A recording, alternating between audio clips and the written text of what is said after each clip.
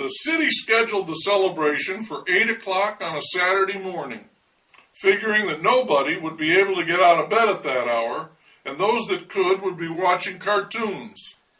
Pa said that nobody with half a brain would go in the first place, which is why they'd named it the Passel of Fools, and which was why it was almost sure to be as entertaining as the cartoons.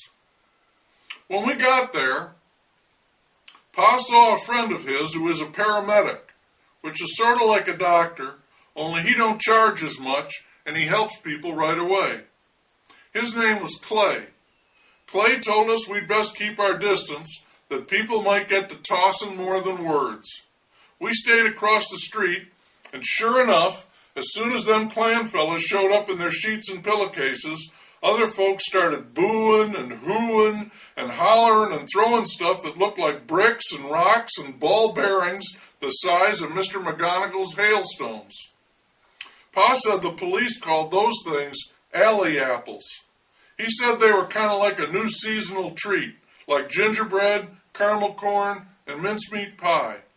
I don't care for mincemeat pie myself, and Pa said he didn't much care for alley apples either. We steered clear of them, for sure. There were only about a dozen men from the Klan. Pa said that was to be expected.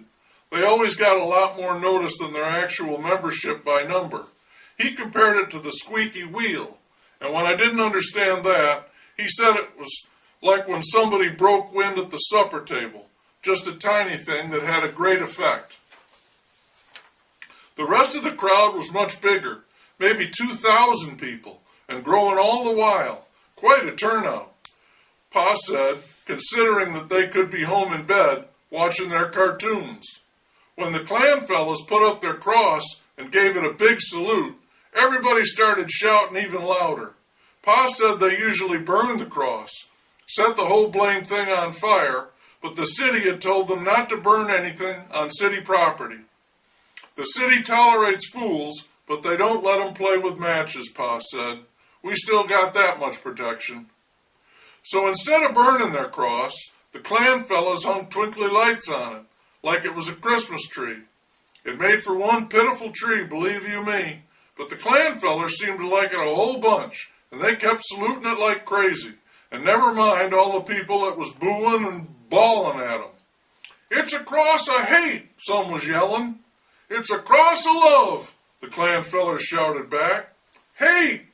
Love! Hate! Love!" When the noise was really howling, sounding like the cutting saw at Pearson's lumber yard, Pa leaned down to me and said, "Can't you just feel that old-time Christmas spirit?" Then there come a man wearing the smallest hat I had ever seen, and the biggest curly black beard. Pa told me that this was the Jewish minister fellow with his menorah. He put one hand up in the air like he was fixing to bring rain, and he started to beller about persecution and the sword of vengeance. I told Pa that if it was coming to swords, maybe we best clear out, but he said there wouldn't be any swords. He said there was a city ordinance against armed fools, which included matches, swords, and guns. And alley apples, too, I think. Over to one side, there was a little hut with straw in it, and people dressed in long robes. I thought they was maybe some of the homeless folks Mrs. Hutchins had told us about, but Pa said it was the Nativity, and they was regular people just playing the part of shepherds. I asked Pa if the Klan fellers was just playing too, and he said yes, but in a different way. They're make-believe, Pa said, only they don't know it. The pretending shepherds were singing Joy to the World and Deck the Halls until they got hit a few times by the flying alley apples. And then the biggest one of them, Mr. Nativity, he come out of that hut and he started shouting things that I can't repeat, because it would sorely hurt my ma if she knew I was using that language, even to repeat what I heard.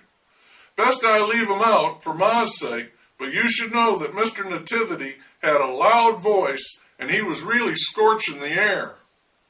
Soon everybody was hollering and throwing things. Pa had been right. Such merrymaking I had never seen in all my life, not even in cartoons.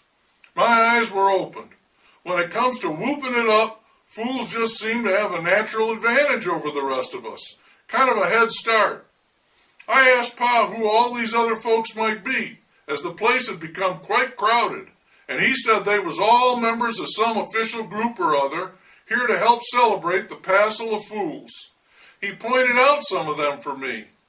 There was representatives from the touchy blacks, who suspect the white man of treachery and deceit every single moment that he is alive.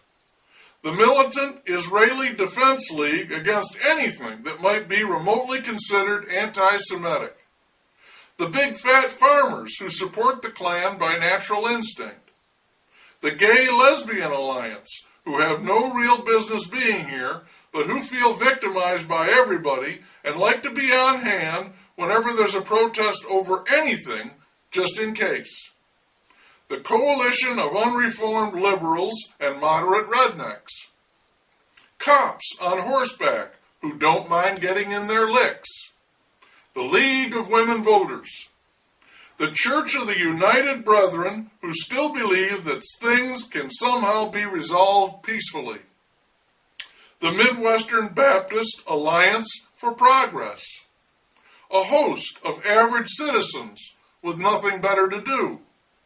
Aimless wanderers, lost souls, and pickpockets. Skinheads against racism. Skinheads for racism. Skinheads undecided on the racial issue. Skinheads who don't give a hoot about anything except stirring things up. 4-H skinheads. Jewish skinheads who support free speech. Prematurely bald people who are not actual skinheads.